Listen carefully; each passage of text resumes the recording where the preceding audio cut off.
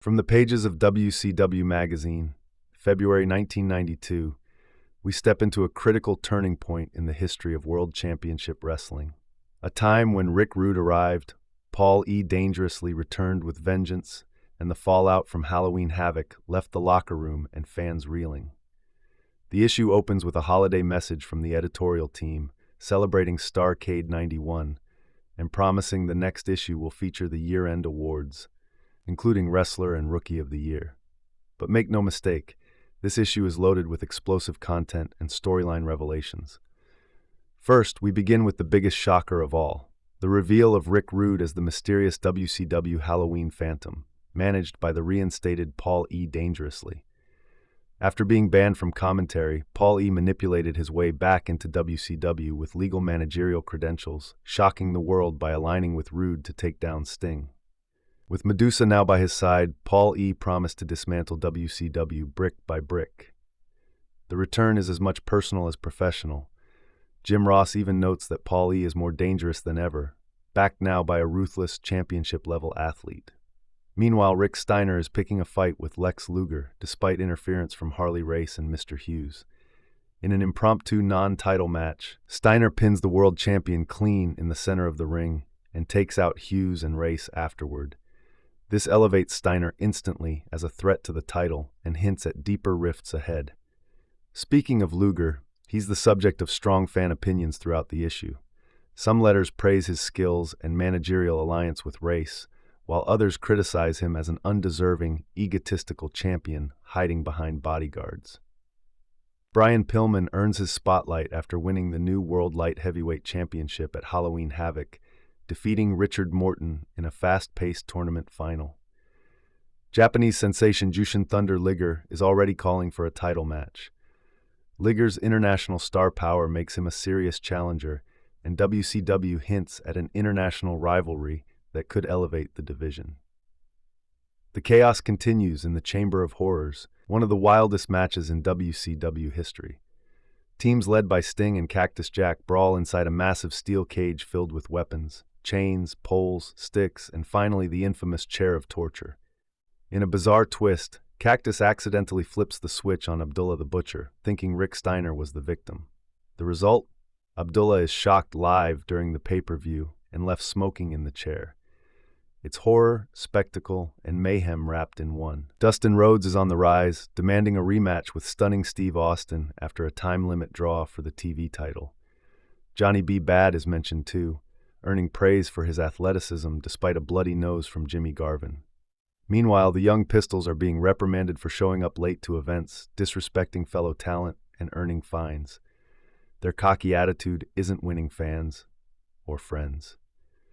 In a special in-ring highlight, Rick Steiner faces off against Mr. Raw, Hughes, in a brutal match. Despite Hughes' size and aggression and interference from Harley Race and Lex Luger, Steiner rallies with a belly-to-belly suplex that leaves the crowd stunned. When Luger and Race charge the ring, Scott Steiner rushes to his brother's defense, clearing the ring and reminding everyone that the Steiner brothers still run deep. We then shift to 10 Questions with Flyin' Brian, who skates around the subject of his masked alter ego, the Yellow Dog, all while aiming to elevate the light heavyweight division. He offers insights into working with WCW bookers, his goals for 1992, and his passion for elevating athletic, fast-paced wrestling. Tony Schiavone pens a strong defense of Rick Steiner, pointing out that Rick is not only a brawler, but a college graduate with a deep wrestling IQ. Tony emphasizes that Steiner's strategy is grounded in timing and calculation, not brute force alone, predicting that Rick could one day become world champion. Next, Medusa unleashes in a scathing editorial declaring herself the First Lady of WCW.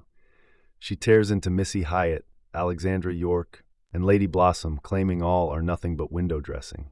Medusa, in her own words, is smarter, stronger, and a better athlete than any of them.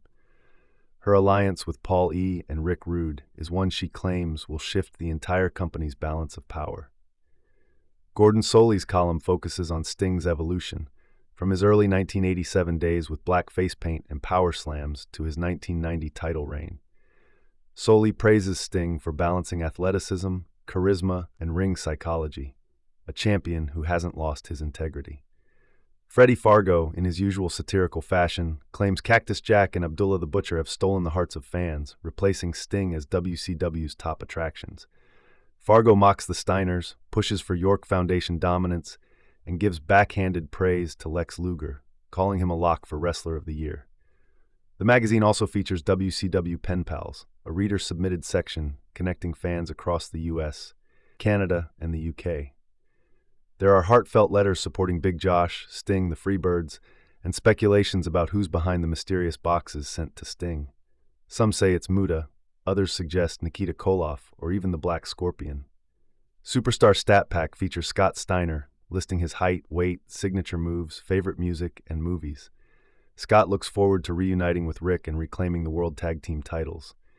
Meanwhile, Arachnaman debuts in the front row ringside section, spinning webs and mystery as a masked hero targeted by Steve Austin and the Diamond Stud.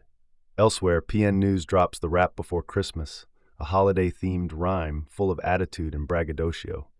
We also get WCW's Holiday Wish List, a humorous take on what wrestlers really want.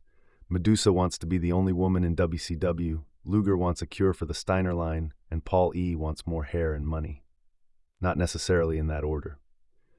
The issue closes with subscription deals, fan club info, program schedules for WTV across the US, UK, Canada, and Japan, and a final Since You Asked Quanda with Sting, who says he spends his spare time visiting children in hospitals through the Starlight Foundation.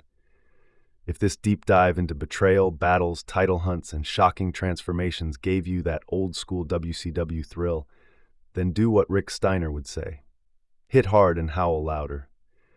Like, share, and subscribe for daily trips into classic wrestling history. You never know what might crawl from the pages.